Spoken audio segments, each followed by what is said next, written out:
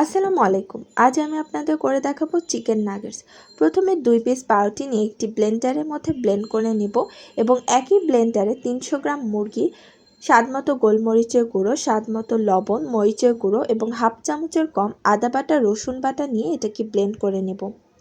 এবার একটি বোর্ডের মধ্যে সামান্য পরিমাণে কর্নফ্লাওয়ার ছিটিয়ে সেই মিশ্রণকৃত মাংসটি বিছিয়ে নেব। এটাকে চিকেন নাগেটস শেপ করে কেটে নেব। এবার একটি পাত্রে একটি ডিম নিয়ে ডিমটিকে ফেটিয়ে সেই চিকেন নাগেটসগুলো ডিমের মধ্যে মিশিয়ে ব্রেড গামের সাহায্যে এভাবেই তৈরি করে নিব চিকেন নাগেটস। আপনারা চাইলে চিকেন নাগেটসগুলো ফ্রোজেন ফুড হিসেবে 2 মাসের জন্য ফ্রিজে সংরক্ষণ করে রেখে খেতে পারেন। এবার একটি ফ্রাই প্যানে গরম তেলের মধ্যে চিকেন নাগেটসগুলো ছেড়ে দেব। অল্প আঁচে এভাবে ধীরে ধীরে করে ভেজে নেব। এভাবেই খুব সহজেই তৈরি হয়ে গেল চিকেন নাগেটস। ধন্যবাদ সবাইকে।